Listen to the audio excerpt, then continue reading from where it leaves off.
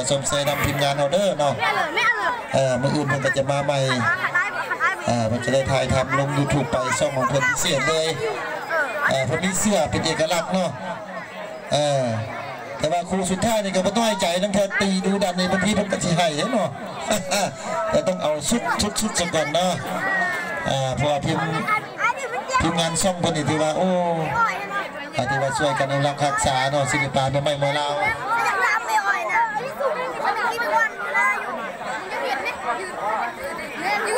นักบอลมุมสีฟ้ากับถอยทยอยขึ้นไปเลยเนาะทีมงานแต่คงแต่งตัวกันแล้วเนาะทยอยขึ้นไปมืออื่นนี่อย่าลืมแน่นอนมืออื่นนี่แห่งมันอีกกว่าเก่าทีมงานของเราครับประกันคุณภาพเนาะสาวหนุ่มเฮามาโลดเนาะสาวหนุ่มเฮาต้องมาแต่เอาเป็นขั้นได้เปิดเย็นนี่โอ้ก็ได้จะหลายคู่เพิ่มอีกเนาะอันนี้เวลาเปิดก่อนเนาะสมมาพาควรแต่ว่ามืออื่นนี่จะจัดให้เต็มเลยกองสมกองเสียงเขาก็ยังช่วยบอกต่อๆกันเนาะมาให้หลายขึ้นอีกเนาะมีซ่อง YouTube เพิ่นมาลง YouTube อีกบางทีจะได้เห็นหน้าตัวเองดูซ่องของเพิ่นเนาะเอาไปในมุมสีฟ้าเขามุมสีฟ้าเขาเป็นไงโอ้มวยครูเมื่อกี้นี่สะอ่อนเนาะจากเพิ่นอยู่บ้านไหนแท้นะอยู่บ้านเจ้าภาพนี่บอกเพิ่นว่าเจ้าภาพนี่เนาะนี่นักมวยถามเมืองกับมีคนเก่งมวยซุ่มอยู่เนาะอันเจอกับมวยค่ายันนอกมวยค่าทันพยักนักครูเมื่อกี้นี่เก่งทั้งครูแลกเท่ากันผมมีการติดหนีกันเลยเนาะโอ้เอานักมวยมุมสีฟ้าไปยังไงเนาะจับ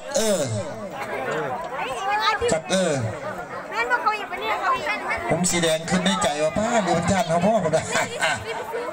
กำลังแต่งตัวอยู่เนาะกำลังแต่งตัวอยู่นี่สาญาไอเตี้ยมหาภัยผมสีฟ้ามาอยากตีตัวใหญ่ๆแต่มุมสีแดงบอกว่าอยากต่อยคนนี้หน่อยก็เท่าแล้วแต่มึงในสายตามุมสีฟ้าเนี่ยเป็นธรรมดาแล้วจ็อกโอ้ดุนใหญ่60 กิโลเตี้ยมุมสีแดงเนี่ยโอ้หุ่นพลพ่อปันนักมวยช่อง7 สีนะหุ่นพ่อพี่เด็กนั่นนะ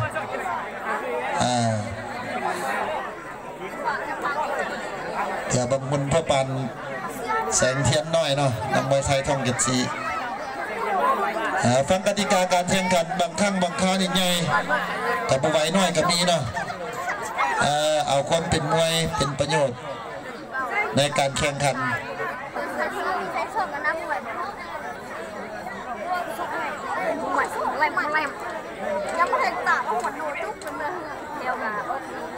โอ้ท่านผู้ชมนี่ผมสึกว่าเนี่ยหนาเนาะมืออื่นกะโอ้แห่งสีหลายของเก่าเนาะมืออื่นนักมวยนี่แห่งสุดยอดเลย3 ยกเบิ่งมีการนอกเกิดขึ้นหรือเปล่าหวยครูสุดท้ายในรายการคืนนี้จะมีการนอกกันว่าโอ้โหตัดเดียวก่อนเลยว่าจริงอยากเป็นเจ้าคนมาแล้วอยากเป็นเจ้าลี่มาแล้วทำยังไงโอ้มาเดี๋ยวกินไม่เสียบนะมาตะโกนเข้าไปโอ้เดี๋ยวแล้วล็อกเอาไว้สีฟ้าตัวน้อยกันมาจะไหนโอ้ระวังเนาะเพื่อจะล็อกแอลถึงลูกจะไปก้มลงเนาะอย่าก้มด้านอันตรายด้วยจะก้มเอาแล้วมากันเอาแล้วตีเข้าใส่โอ้มีอะไรครับโอ้โหแล้วป้าจะไปโอ้มุมสีแดงตัวใหญ่ก่อนมุมสีฟ้าไปเสมอไปเลยนะเข้าไปป้าจะมุมสีฟ้าพอตัวยังกินอยู่ยังเล่นเกมนอกไปเลยหมดใจรุ่นไงเป็นยังถึงไว้ไหมใต้มาควักเอาแล้วตีเข้ามุมสีฟ้ากับมีซอยเข้ามาด้วยกันเดี๋ยวมีซอยเขาจะประมาณเพราะมุมสีฟ้าบอกว่าออกไปก่อนลูกมาแล้วเตะขาครับไปโอ้โหดังก็เข้าไปแข่งโอ้มุมสีฟ้า ฟ้ายิ้มอ่านกินเลยนะมุมสีแดงยิ้มแล้วมุมสีฟ้าโอ้เกือบไปต่อเข้าได้แล้วโอ้เกือบทำว่าถูกเนาะมุมสีฟ้ากับนัดเลี้ยงควายแกงประกาศไปข้างน้อยเลยเอาเข้าถึงแล้วได้แล้วพายุไปอีกแค่ไหนเชื่อแล้วเอาเลยมุมสีฟ้าเอาเริ่มมาลุกข้าแล้วมาจะเป็นหูขึ้นเรียงเริ่มละรอนี่เอาแล้วผมสีแดงไอ้เรื่องบอกว่าสั่งหนักได้หนักเลยแต่ผมสีแดงยังเก่งอยู่เสียมือยังไม่เข้าตีเข้าโอ้เอาปลายยกขึ้นหนึ่งมาแล้วผมสีฟ้ากระจายเกินเลยมัดเข้าไปเปิดหมดที่หนึ่งเอาเขานั่งกัน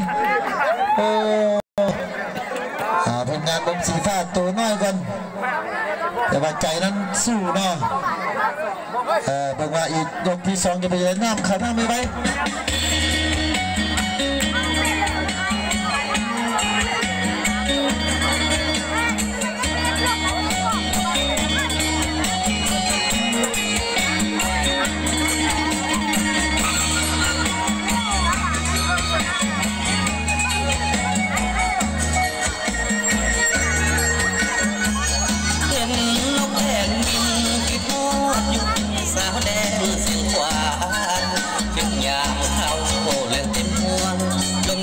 ผัดลวงที่ทอดแท้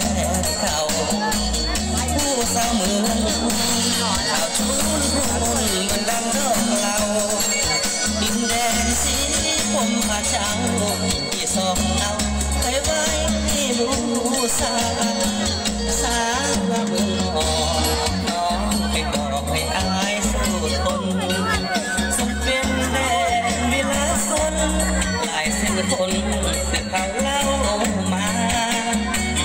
สาวเมืองท่าใสสร้างบินไลส่งเขาเลือสา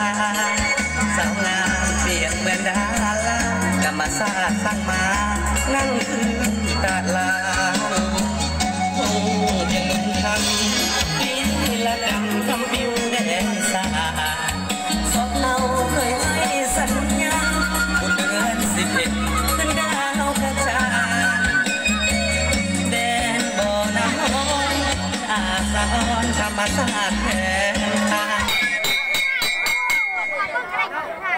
ยกที่2โอ้เบิ่งการแก้เกมของทีมงานมุมสีฟ้าพอจะเห็นได้โอ้มันใหญ่อีดีพุ่นน่ะต้องช่วงวิธีเอาชนะตัวใหญ่เฮ็ดแบบนี้ได้ยกที่2แล้วโอ้ระวังเลยผมสีแดงไอ้เหี้ยหอมนอกไปเลยโอ้ยเดี๋ยวก่อนแก้มาเลยนั่งกระจายมาแล้วมุมสีฟ้ามาด้วยกันต้นตะโบอัตคัดแต่พยายามจะก้มอันตรายเนาะเอาแล้วมุมสีฟ้าตั้งแล้วเตะขวามาแล้วเตะขวามัดขวากอดได้โอ้มาแล้วการแก้เกมมาแล้วเตะขวามัดขวาแล้วก็กอดได้โอ้โหนี่ไปเอาแล้วมุมสีฟ้ามาแล้วทางสายตาตัวกระพัดมัดขวาไปโอ้ยขาลอยเหมือนกันโอ้ขาลอยเอาไปแข้งขวาโอ้ดักซัดหัวไปเข้าโอ้ยจะมาตีเข้าแต่ว่ายังกันเข้าไม่ได้ไปกันมุมสีฟ้าไอ้เตี้ยมาให้เข้าไปเตะเข้าไอ้เตี้ยแต่ไม่ตีมุมสีแดงมันตัวใหญ่กว่านู้นกล้ามเป็นมัดตีมาสะเทือนโอ้ยมาแล้วเข้าโอ้ยเสียมันเข้าไปตีมาสะเทือนไม่เป็นไรแต่ละตัวมุมสีฟ้ายังเสยนะพ้นมุมสีฟ้ากระสับเอาได้ดันไว้โอ้มุมสีฟ้ามันยังทนเอาแหงกระดาโอ้ยว่าไงโอ้กรรมการคุณไม่ได้กรรมการต้องนับกันนับให้โอกาสกันโอ้ขมุงบางก่อนขันบอกเขาบอนับได้2 3 4 5 6 7 8เธอยังได้ตัวไปเลยเอามุมสีแดงจะเซ็กบินได้หรือเปล่าเอาแล้วตีลงไปเอาแล้วโอ้ ไงกันมุนฟ้ากอดได้โอ้ผมแสดงเตะไว้ส่วนแบ่งได้1-2นะพวกเขาดับเขาพวกเขาเอาแล้วส่วนเขาด้วยกันดับส่วนเขาด้วยกันดับไปโอ้มุนฟ้าก็ถือว่าสู้ถึงชีวิตเลยมุนสีแดงเบิร์ดเนี่ยอันตรายกันเนาะมุนสีแดงกับเบิร์ดอยู่บ้านมุนฟ้าบุกสวนแล้วตีเขาตีเขาเอาแล้วต้องเป็นผู้ต่อสู้ดูนี่กรรมการพี่เพื่อนก็พอช่วยด้วยโอ้เข้าไปกันเอาแล้วคนที่สร้างกำลังใจแล้วไปเข้ามาส่วนแล้วก็โอ้เอาแล้วว่าจะได้ไปยกที่2มาแล้วเมื่อกี้มัดซ้ายกับมุนที่สร้างเข้าไปข้างมุนที่ไหนกันพ่อได้หัวไปโอ้เอาแล้วผมจะได้ยังใจคือเล่าปฏิยามโอ้ใจสู้นะตัวน้อยก็จะว่าใจเกินร้อยแต่ผมสีแดงได้เกือบตัวน้อยมาสะเทือนนะผมสีฟ้าจับได้โอ้ยเจ็บเจ็บโอ้โหตีมันคอยมาถึงเสียหลักไปผมสีฟ้าจะลุยขึ้นหรือเปล่าโดนเข้าไปโอ้แหงกระทะ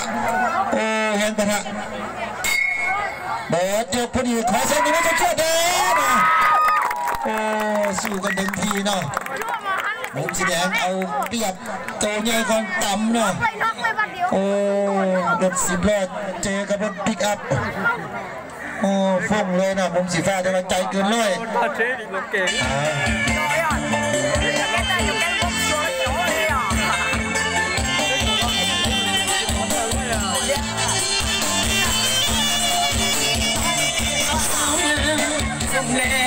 กับคำโน้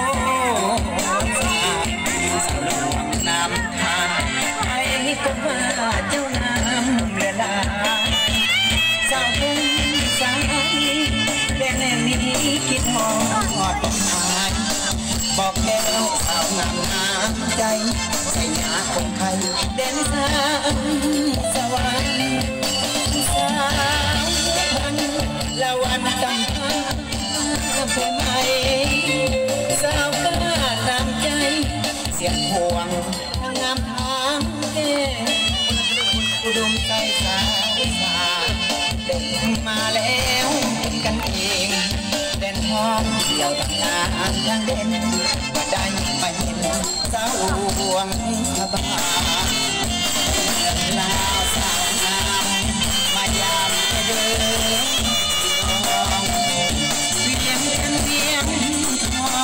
สวยงามสง่าเจ้าแม่สียกสุดท้ายของมวยคู่ปิดท้ายเนาะสำหรับผู้ที่ไม่ชกก็ถือว่ามืออื่นเนาะมาเสนอเพิ่มเติมจะได้ใหญ่ไปมืออื่นเนาะเพราะเวลามีน้อยเนาะยกสุดท้ายของมวยคู่สุดท้ายในรายการผมจีฟ้าจะบอลยังไม่ง่ายหน่อยใส่เกินเลยเจ้าก็มาเจอกันช่วยไม่ควรเลยนั่งกระจายโอ้มันยังไม่ง่ายทั้งคู่ผมจีฟ้าเป็นจนนั่งส่วนไปส่วนไปทำได้เลยตีเขาโอ้อะไรผมจีฟ้าโต้ไปมันกลัวแล้วเมื่อตีเข้าไปโอ้โตใหญ่เห็นยังไงก็สบายเนาะจะไงผมคิดว่าโอ้โหยังเสยมันยังเสยแล้วเป็นไงโอ้เอาไปเลยเอาเลยส่งกันมาแล้วไอ้ขวาโอ้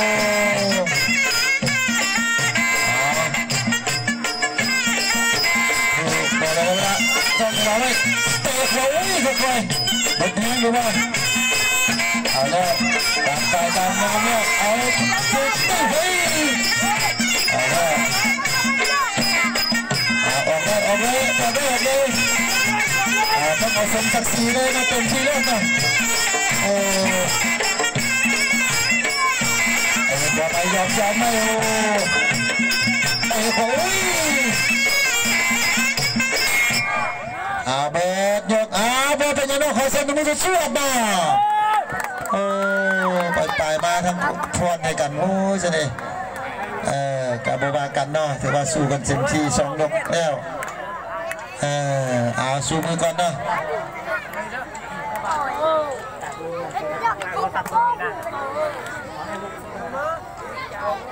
ผมสีแดงเนาะเป็นฝ่ายสลับไปโอ้วันนี้คนใดใหญ่เนาะกูตัวสู้บอสะเทือนการที่ว่าการแข่งขันวันนี้เป็นอันสิ้นสุดเนาะมืออื่นพบพ่อกันใหม่เนาะเป็นคำขึ้นที่3กองชมกองเสียเขาก็ช่วยบอกต่อกันตื้นอีกมืออื่นอีกแน่นนายกว่าเก่าเนาะนักมวยนี่ก็หลายกว่าเก่าอีกเนาะสาวนุ่มเฮาผู้ใดสนใจมืออื่นมาสั่งน้ำหนักประกบคู่ได้มืออื่นเวลา5 โมงเนาะคู่ที่ไปชมวันนี้กาถือว่าง่ายเป็นมืออื่น2 คู่เรามาแก้มืออื่นมาแก้อีกทีเอากาขอบใจน้ำกองชมกองเสียเพื่อสุขทุกคนเนาะปล่อยทางเดินทางดูความปลอดภัยเข้าไปเข้ามามืออื่นพวกกันในเนาะสำหรับนักกีฬาโลท่าเนาะจะมีของความน้ำใจมอบให้เพื่อเป็นกำลังใจนักกีฬาเล็กๆน้อยๆเราถามน้อยหนึ่งนะ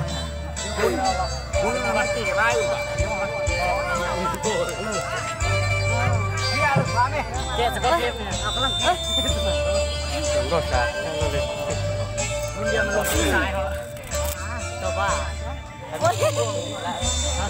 โอ้สมมติเราดูเกลือมันถูกต้องหรอสมมติเราดูน้องอ่ะว่าตัวอย่างเงี้ยไปเลยxin chỉ lên nó thế nào từ từ cuối chiều đó đi kia đi thế phải tắt tà liền đầu chỉ dù thứ xã cho tôi nhớ số kia thế này cú xe thì tiếc đầu tiên lúc chỉ tàu dù xe mà dù tí chua la hổ nổ đầu tiên lúc chỉ tàu dù xe mà dù tí xã la hổ nổ mới cái thì chặt chịu luôn đó chặt chịu luôn rồi phải tắt tà lên nè sợ đó nè cái chồng sợ đó phải là lúc cái xong phải nói ta thì hãy ta lên nó xin đầu chờ đợi đi đi trồng sai chờ đợi thì để giờ ấy khâu lòi rễ đi tiền nữa và tôi mỏ xe cơ xin đầu ta lời cho nên mù gì sai là cho mù không sai vô là tết khủng sợ mất chết ta lý thế à thôi cho con người bay bự về thắng quá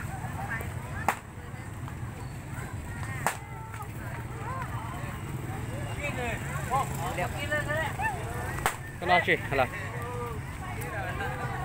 chúng mua khăn nồng vậy àเราเป็นเนาะที่มั่วขนมยังเป็นเนาะเลย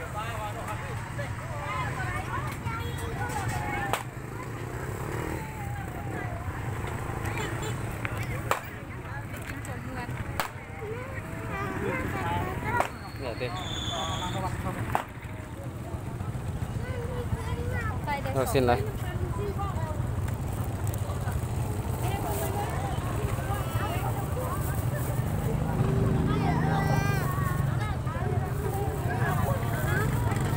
bây giờ trí tu ha giờ nó xin này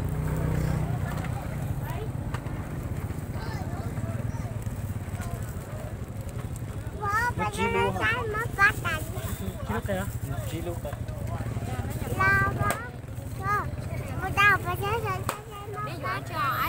bây giờ cho lúc xin là trí tu trí lu cái thôi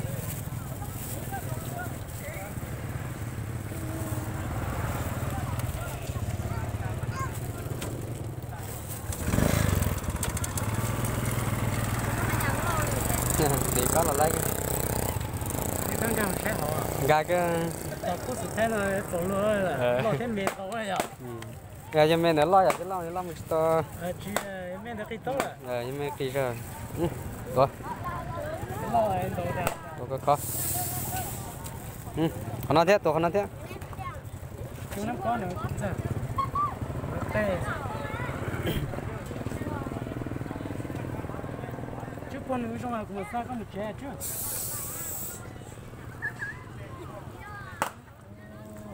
ta phải tặng cái gì chặn được đeo là của số đây à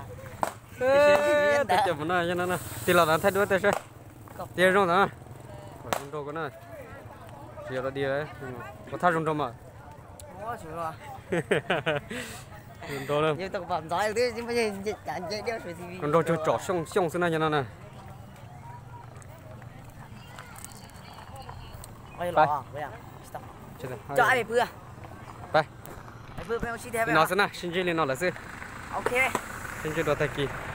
Ta kêu nó sai luôn. cho nó Đà Lạt Cali thì mới chỉ cảm ơn đó À, bé bữa. Bà con này bữa mà. rong rong sẽ nè Còn nó em bao chưa?